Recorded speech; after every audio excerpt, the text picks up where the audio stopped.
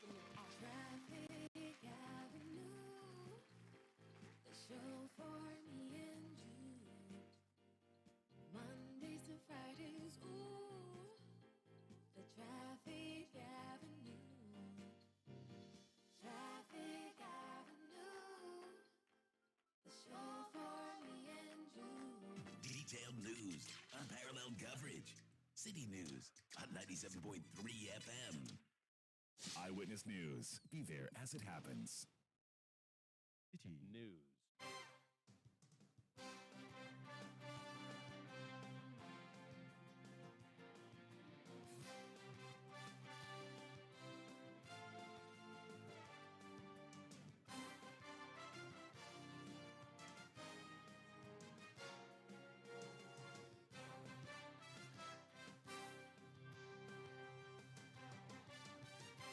It's 17:30 GMT. This is Eyewitness News on 97.3 Citi FM. I am Umaru Sanda Amadou. Tonight, I'm here with Eno Safo.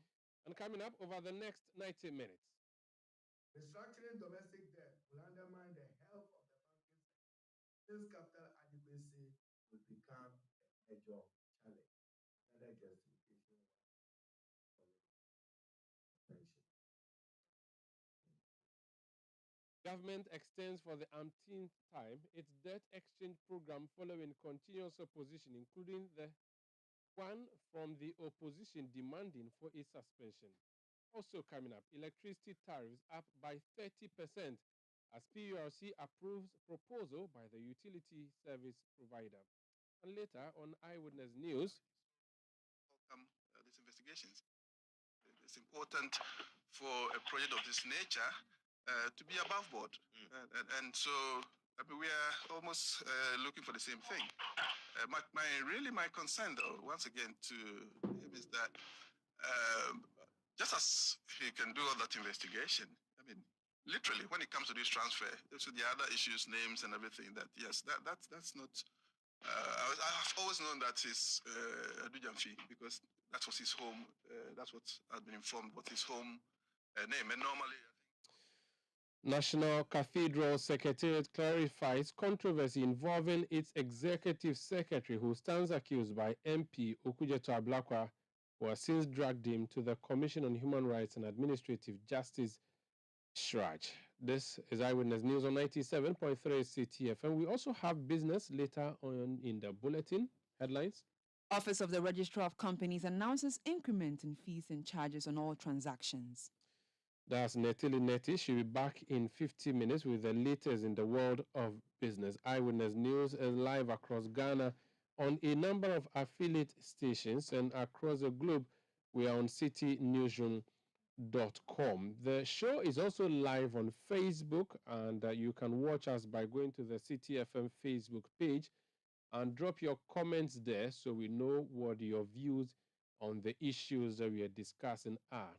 On WhatsApp, the number is 0549 986 996. 0549 986 996. We are also on citinewsroom.com, our website, where you can see all the sights and sounds of what we have broadcasting for you here from our studios in Adabraka, in Accra. My name is Umaru Sandawadu, here with Eno Safo, who brings us our first story. Eno? Government has announced that it is extending the deadline for bondholders to sign onto the domestic debt exchange to January 31 to allow for wider consultation. In its quest to address the country's ongoing economic challenges, the government launched the program to invite holders of bonds to voluntarily exchange approximately 137 billion Ghana cedi domestic notes and bonds of the Republic, including ESLA and DACHE, for a package of new bonds. It is currently unclear how many institutions and individuals have signed on to the program, as it has faced huge opposition from labor groups and individual bondholders. The situation has put government in a difficult position as it races against time to secure an IMF board approval for a $3 billion bailout. Let's hear from the minority in reaction to this particular call. The Honorable John Abdullah Jinapor is a former deputy minister for PAR. He is MP for Yape Kusau in the Savannah region and member of the Finance Committee of Parliament. You're welcome to Eyewitness News, sir. Thank you. Thank you. If you were in this situation, and I recall you had your own challenges when you were in government, you've had to go bring in badges, including the Ameri one and the Turkish vessel, to come and support your power system. At the time, you thought that that was the right thing to do. There were times you imposed taxes and so on. This government is struggling economic wise, and it says that the debt restructuring is the best way out. It's a bailout of a sort domestically. You have insisted that that should not be the way. They should be suspending that bailout, even though they keep postponing it, which is a sign of a struggle in getting people to buy into the policy. You still think that they should not proceed despite that it appears this is the only way out for them. Well, as you rightly indicated, they keep postponing it, which tells you that it's not well thought through.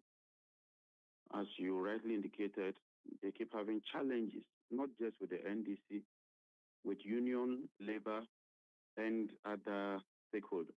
You would recall that the president initially assured that there will be no haircut. It turned out to be false.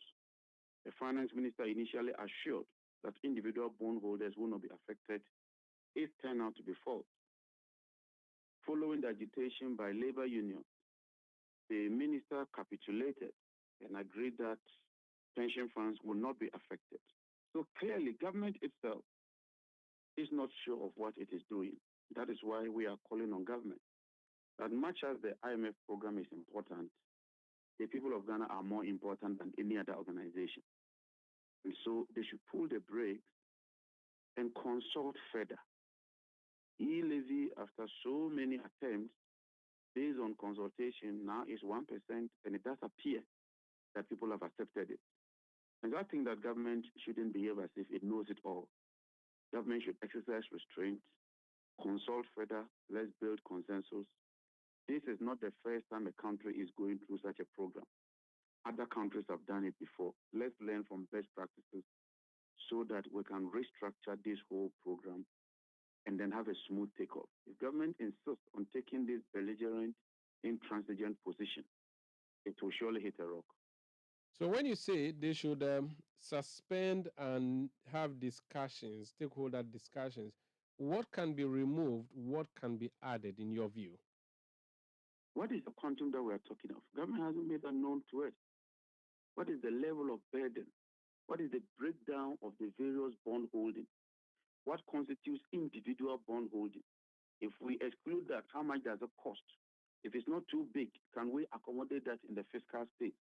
Can we adjust expenditure and see how we can engage in austere measures?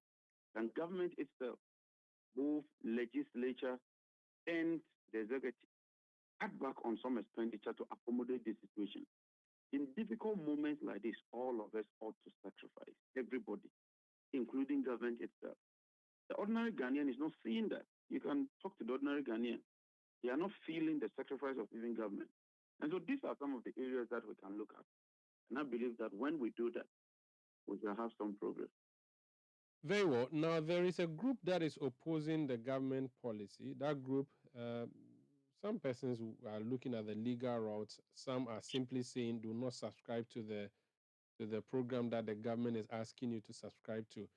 If these things continue the way they are going, another government has rescheduled again to the end of January, you are familiar with how the IMF does its things. It means we are going to have a difficulty getting the IMF program, and consequently, our problems will continue to be worse. Certainly, because the IMF would not sign on Ghana until we make this important milestone. And this is an important conditionality. You must bring your debt levels to a certain acceptable limit before the IMF would sign you on. And so I agree that something must be done. But I'm saying that what government is doing appears not to be working. So they keep flip-flopping, they keep changing, they keep pushing the date. That should tell them that they ought to engage further, listen further, build consensus, and I'm sure when they do that, we can make progress. If they come to you, and I believe or presuppose that they have not met the minority as a group yet, and put this on the table to you, what would you ask them to remove specifically? Or you just want to know the lump sum demand, then you can advise yourself. First of all, based on the back of the envelope estimation we make, if you exclude the individual bondholder, we are confident that you can still carry on with this program. What we will need to do is to reduce some level of expenditure. And I think that is something we should be able to do as a country. I mean, you are talking of the lives of individuals whose livelihoods depend on this small amount that they've invested in government bonds. So you can't penalize them for your own ineffectiveness and your own incompetence. I think it's something that if they sit with us, we can proffer some suggestions to them as to even how to do it. You may even decide that you would give a certain percentage in terms of the interest. If, say, the interest is 20 or 30%, you might say that I might not be able to give you all the 30, but let's come to a win-win situation where maybe I give you 20 or something thereof. I mean, we are all rational. But to just say zero, nothing for the year, all of a sudden, people have not planned their lives, and you just say that's for this year, your bond, you won't get even a penny on it. If it matures this year too, I'm not paying you that money. I'm pushing it to 2027 and beyond. Nobody will accept this. Any rational human being will not accept this. Very well. Let me just do a quick detour and talk about something that you've been talking about in the past few days. 5 days ago, I think you published a letter which has been curled and published by other websites. So my Joy Online says gold for oil deal is a charade, John Jinapo. Citi Newsroom says gold for oil deal is a recipe for disaster, John Jinapo. This one from Ghana Web says gold for oil, stop the deceit, John Jinapo. Ghana Web says, it continues to say, Ghana gold for oil policy will land Ghana in unsustainable debt levels. I'm looking at Citi Newsroom this afternoon, and the story is that the gold for oil deal has resulted in Ghana taking delivery of 40 million metric tons of first consignment. This arrived on Sunday. Would you take back your words? At what price per barrel? That's the most important thing. At what price per barrel? So they told us they are going to get cheaper crude oil. 40,000 metric tons of petrol and diesel can last for only 4 days. 4 days. So the impact is minimal. Sorry, did you say 40 million? I'm reporting 40 million. You're saying 40 million last? 40,000 metric tons of diesel and petrol. Okay, I'm looking at the publication here, says 40 million metric tons. How can you bring 40 million metric tons? A metric ton is not a small amount. Then I'm guessing it's either a typo on the in the publication. So you're talking of 49 million liters or so. No, what I have here is 40 million metric tons. But I'll check if it's the error is on our side or on what the government has published to us. A metric ton is what we normally call a tank when you are doing construction. That is one ton.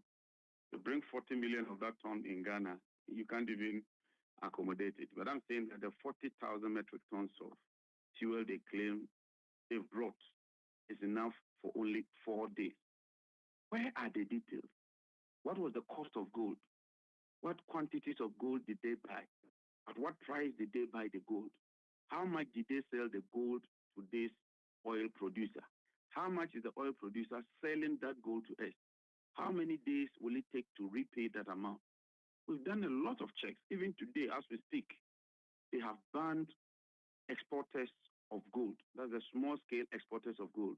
Since 1st January, these are people who have taken monies, loans from their counterparts overseas. Then all of a sudden, you just tell them that, look, they cannot export gold. They should take it to PMMC.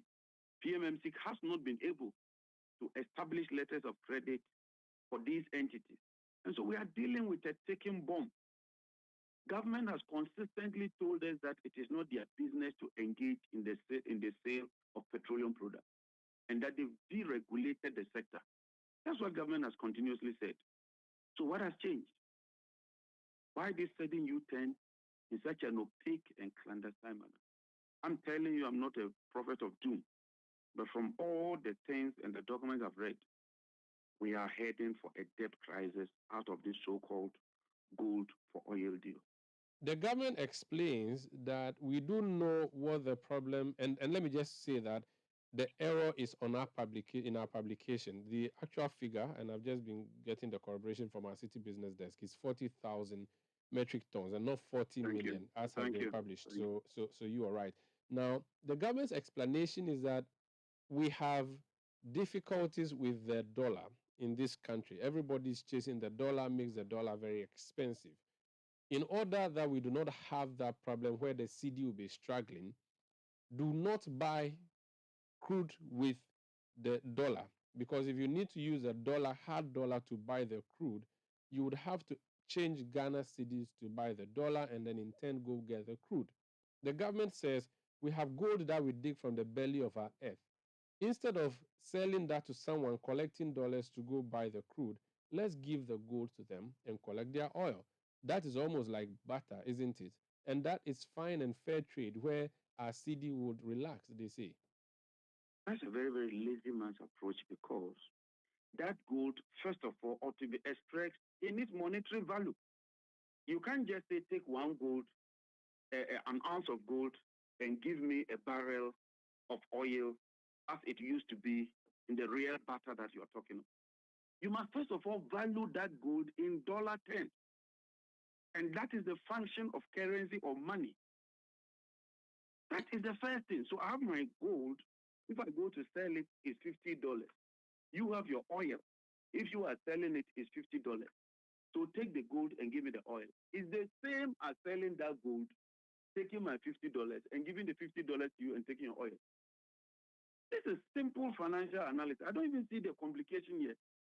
If you sell it in hard currency like dollar, and you take your dollars and you go to buy that crude, it's much the same as telling the person that, look, I'm going to sell my crude, my gold at this price. Will you take it and give me oil at a competitive price? So why is government saying they'll get cheaper oil? Based on the analysis I've made, and based on the analysis you have made, where is that cheaper oil? Cheaper oil will be that. Oil is quoted on the international market. So the cheaper oil, if I get a sense, is that there will be less pressure on our CD, and then that would mean that the CD depreciation that we've been recording would see a significant rise, and for them that is huge. And maybe in 5 years' time we could have a CD that is doing so well because we are not using the dollar to go after the crude. We have found an alternative route to get the crude without selling or buying or selling our CDs. That is even false. But let's even assume it is because you don't want your currency to reduce to depreciate. That is not the same as buying cheaper oil. Cheaper oil means that oil is 100 cedi. I'm getting it for 80 cedi or 90 cedi. That is what you say is cheaper oil. If you are doing this to manage your currency, if you are saying that Ghana, we are so broke now that our reserves are depleted, and so we do not have enough dollars to buy crude, so we are using gold as a backup so that we can buy crude, it's a different matter. Be honest and sincere. But don't tell us that you are going to get cheaper crude or cheaper finished product. That is not the situation. Very well, let's leave it here for now. Thank you so much for speaking to us. That's Honorable John Abdullah Jinapo. He's a member of parliament for Yape Kusau in the Savannah region. He is also a member of the Finance Committee of Parliament. He was once a deputy minister for power. This is Eyewitness News on 97.3 Citi FM. We are coming to you from our studios in Adabraka in Accra. We are broadcasting also around the globe on citinewsroom.com. Around Ghana, we are on a number of stations, including Premier 100.5 FM in Takrady, Beach 105.5 FM in Takrady, and Skyper 93.5 FM also in Takrady. In the Bono region, we are on Greener 95.9 FM in Sunyani. Ashanti region, we are on Orange 107.9 FM in Kumasi. In the Volta region, we are on Akpini Radio 96.7 FM in Kwando, on Heritage 107.3 FM in Hohoi. In the Northern region, we are on Dasuma 99.1 FM in Yendi. Upper East, we are live on Word FM 88.3 in Zuarungu. In Upper West, we are on Westlink 88.1 FM in Laura. And Northeast region, we are on Eagle 94.1 FM in Wale. Do send us your messages 0549 986 996. This is Eyewitness News. When we come back, PURC has approved for ECG to charge you some 30 percent extra on what it has been charging you already. And water has also got its own share. We'll come back, we'll break that down for you. Plus, more conversations on this gold for oil matter, plus the debt restructuring program. Please stay. Eyewitness News. Be there as it happens. There's something special happening at Heritage Christian College. Their bustling campus is right in the heart of Amasaman, just behind the Olympic Stadium, and it will amaze you what they are doing there. Heritage Christian College is churning out academic excellence with their comprehensive range of degrees, including Bachelor of Business Administration programs, IT, and theology. Don't forget to ask about their professional programs and short courses. What makes Heritage special? Heritage Christian College takes the academic experience further than ever, with one laptop per student, flexible fee payment, entrepreneurial training with financial support, all delivered by a caring faculty working to develop your character and your intellect. Admissions are in progress, so call today on 054 777 and get accepted. For more information, go to hcuc.edu.gh. Heritage Christian College, a university educating compassionate entrepreneurial leaders. Counting a population of over 1.4 billion people, a vast wealth of natural resources, and brilliant minds, welcome to Africa, where our collective prosperity is very much achievable. This is why the Africa Prosperity Network, under the auspices of the President of the Republic of Ghana and the African Continental Free Trade Area Secretariat, presents the Africa Prosperity Dialogues, dubbed the Kwewu Summit. From the 26th to the 28th of January 2023, His Excellency Nana Addo Dankwa Akufo-Addo will host some of his colleagues, heads of state, over 500 business leaders and social sector leaders on the continent and in the diaspora for the Africa Prosperity Dialogues. Themed AFCFTA from ambition to action, delivering prosperity through continental trade. Register at www.africaprosperitynetwork.com.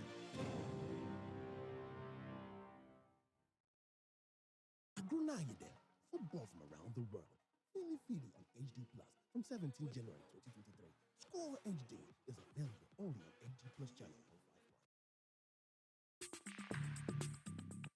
Let your voice be heard on Eyewitness News on Facebook at facebook.com/Citi97.3, Twitter at twitter.com/Citi973, and Instagram at instagram.com/Citi973 with the hashtag Eyewitness News.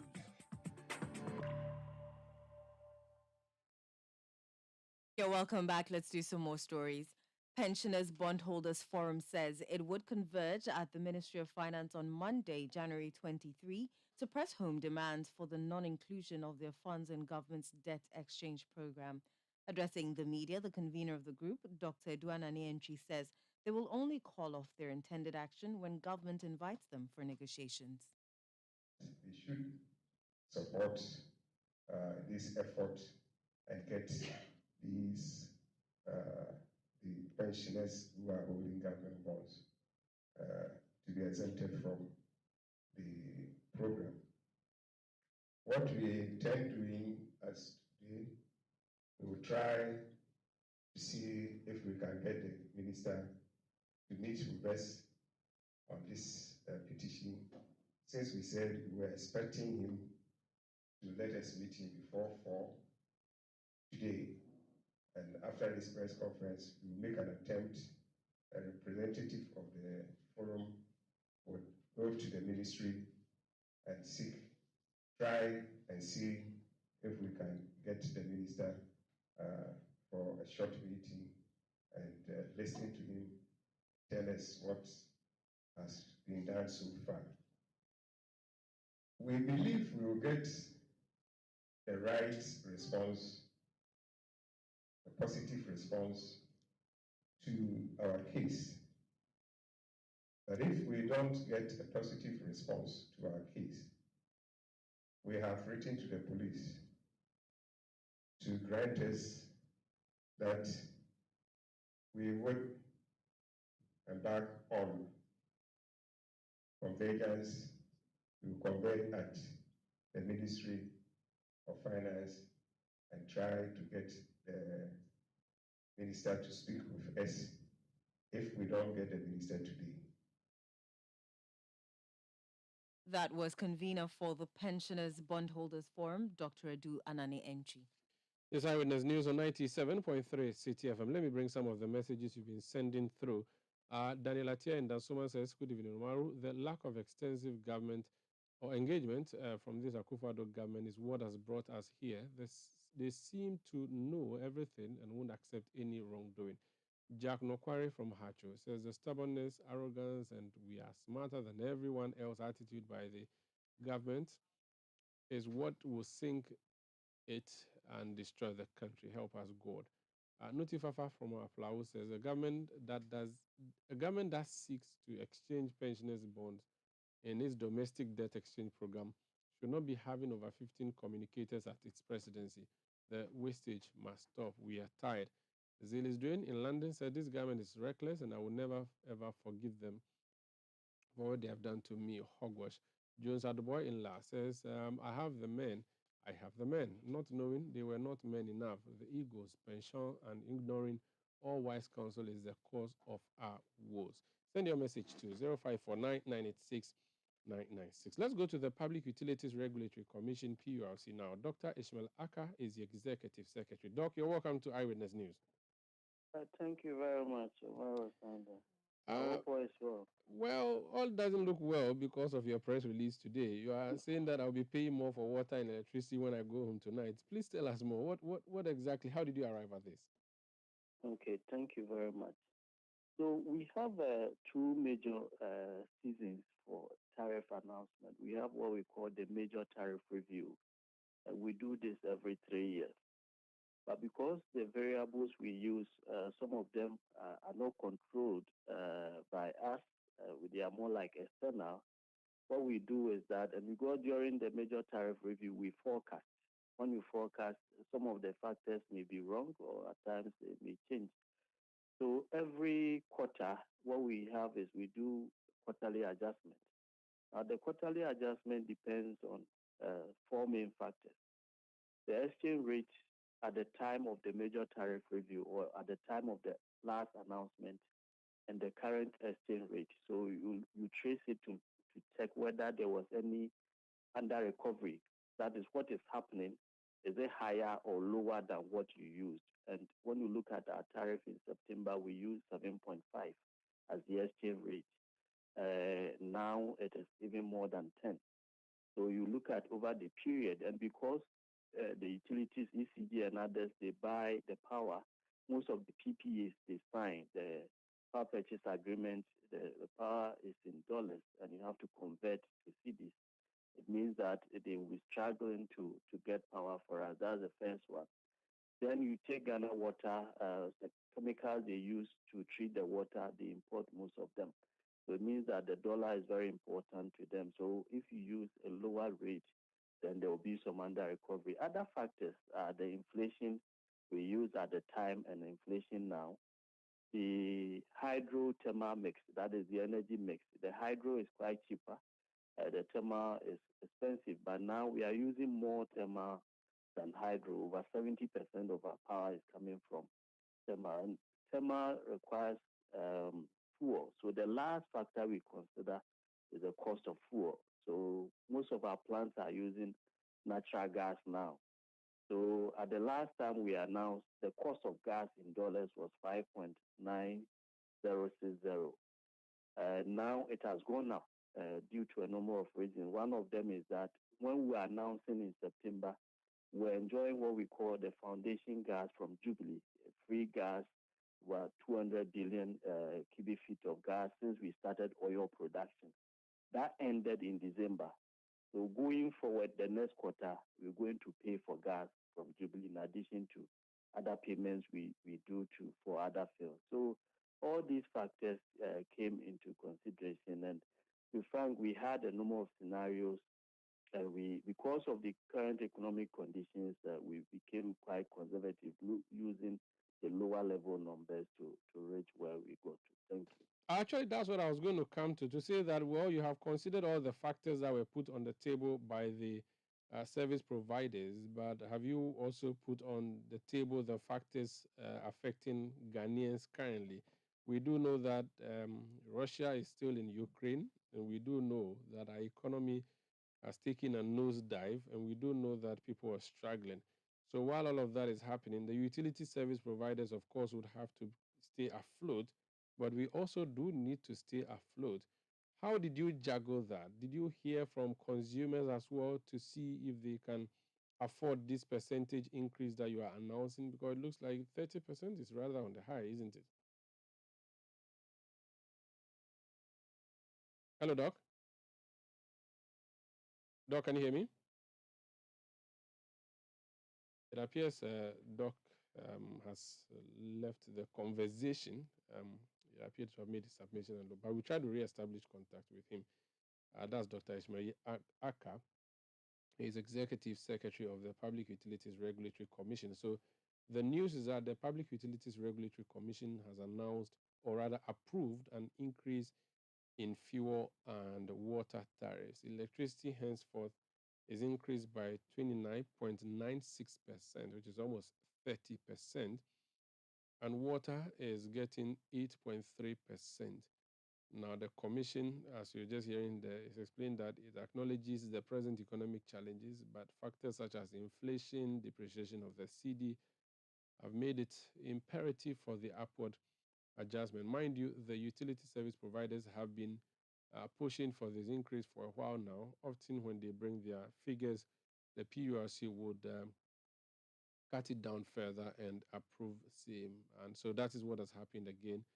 And that expectation is that you will be paying more for water and electricity. And the PURC, almost sounding helpless there, that, well, they have to let these companies work, and they have also considered and given us the lowest of the figures. That is what they have actually approved. We're having that conversation with Dr. Ishmaelaka when we lost him there in that conversation. We'll try to re-establish contact with him, and when we do, we will be hearing more from him on this particular subject. This is Eyewitness News on 97.3 Citi FM. While we wait for that, let's go back to the story we're talking about, the gold for oil. Shall we, Eno?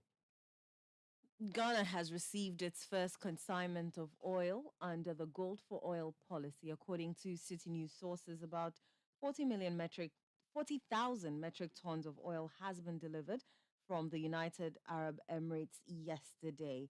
The Energy Ministry, the Bulk Oil Storage and Transportation, and OMCs are to formulate plans for its distribution and sale. The arrival of the fuel is expected to cause a decline in prices of fuel at the pumps.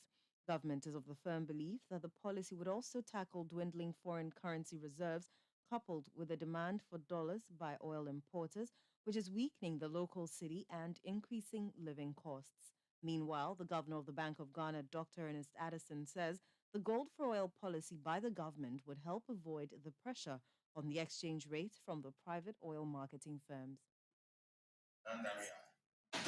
Using gold to pay for oil. I was a big issue of the public and myself. I was hoping that I wouldn't have to speak on any of this recent topic about markets. But you're right. The idea behind it is that if we are able to have this government to government we probably might get it at a cheaper price than what the private sector can do. So that's one source of benefit. And also because the central bank had already started gold purchasing to boost our reserves, we already have both an arrangement where we are getting gold for them. So the idea is to use that part of it to support oil operation. And if this government to government arrangement works well, the idea is that the private sector, right, the private sector that is trying to chase foreign exchange in would not be adding pressure to the foreign exchange market. So those are the two benefits of the program. First, the government-to-government benefit of being able to get crude oil at lower prices, and then reducing that private sector pressure on the foreign exchange market. Dr. Ernest Addison is governor of the Bank of Ghana. Let's go back to the debt exchange program. Senor Hosi is convener of the Ghana Individual Bondholders Forum. Senor, you're welcome to Eyewitness News. Thank you, Umaru, and good evening to you, listeners. Good evening. You were on point blank. You insisted vehemently that Ghanaians should not accept the proposal by the government for a debt exchange. It appears Ghanaians have listened. The numbers were not looking encouraging.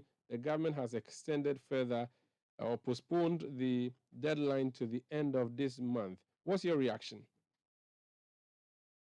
I think that is in fair spirit. I won't say optimal spirit. Our call has been quite simple. We do not find legitimate basis for the inclusion of individual bondholders in the mix. As a body, we hold alternative options to help government deal with the crisis, and it starts with government looking within. We also raised issues about the absence of consultation. That possibly would have brought light to bear on the broader implications of what government sought to do. The issue has been well advocated. I think government must now clearly understand our argument. But it's still fair for us to still sit down and have a conversation, see if there are any functional alternatives that may be considered as of now. But it must be very clear. We are dealing with lives here. The broad structure that we have here is not a very simple statistical consideration. You have to look at the broader economic implication and the sustainability of it. They are dealing with 6.5 million livelihoods that possibly depend on the investment. They are dealing with the savings culture and the sustainability of that itself, because that is critical to the growth of any economy. All these are online by this single deed of government. And the question, does government really need this? Under its current own program and its own words, it's obvious it doesn't need to involve individual bondholders.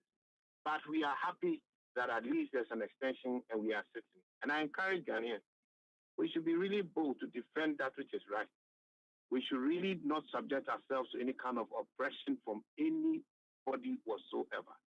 We must accept a deal that works and is sustainable for our lives, because we are part of this country and the broader good of everyone. And that is what we'll be pursuing in our engagements with government.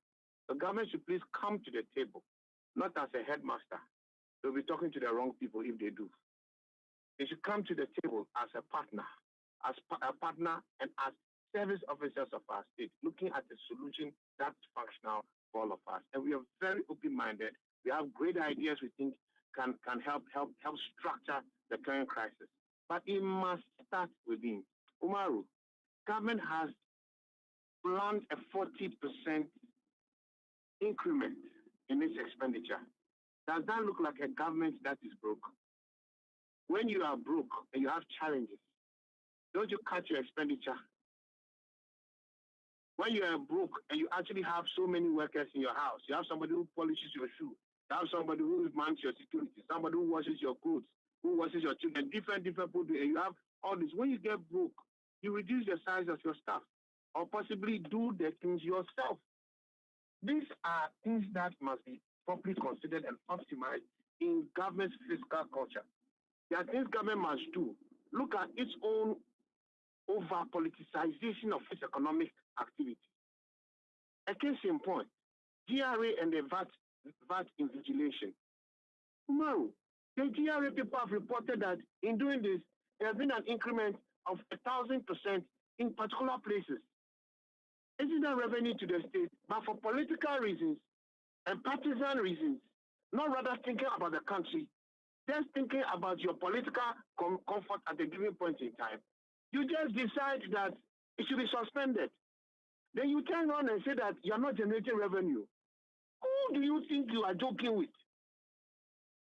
You know, these are the kind of considerations. You look at the petroleum sector, a lot of tax evasions. I'm at the forefront of this.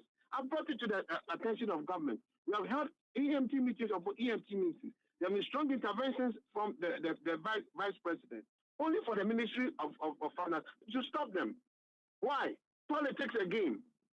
And that you're talking about 5 billion cedis. You're talking about the Auditor General and the revenue that's being lost. Tell me, who is pursuing the money? So when people, it's not a matter of just expenditure. The fiscal space also has to do with revenue. Government has to reset its attitude, its culture, its orientation to really deal with the crisis, because this crisis did not come from space. They did it, they caused it, they saw it, and we're not responsible about it. But we are one country, and we have to work together. We don't have any other country. So Ghana must work. But it needs us to take responsibility appropriately. So if you went before a meeting with the government, you are first of all going to make sure that you shake the government completely, all coins fall off before you are willing to give out yours. No, I'm saying government must be ready to shake all coins off. And there's one group we have not really discussed properly, and that's the central bank. The central bank has a major responsibility in this. They know they've been suboptimal in this particular management of this particular affair. The central bank gives us all signals. They tell us the government bonds are fully secure. Who has better information about the economy than the central bank? No one. And you keep this kind of same risk rating and then encourage investors to do so. Today, I went to drove past SEC and I saw on the board protecting customer investments. How have they protected us? What adequate information have they shared? We must all reset the way we do our things. Put politics at the back when it has to do with the economy and the economics. And the fourth is the sustainability of our country. Because when Ghana is good economically, whether you're in opposition or you're in government, it is good for you. It is good for your children. It's good for your children's children. And that must be the thinking. Have you been approached, though, since you formed this group and started opposing the government? Have you been approached formally or even informally by the government on this issue? I have been informally approached. Of course, Umaru, you know I have a lot of friends in government and friends across the aisle as well. So I've had some informal conversations. But that doesn't hold much sway.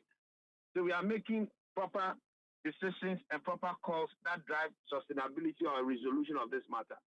I'm just hoping that this formal opening for our group and other groups alike will be quite productive, but the right attitude must be there. Very well. And the broader policy thinking must be. One thing, Umaru, we have all forgotten that property rates are supposed to go up.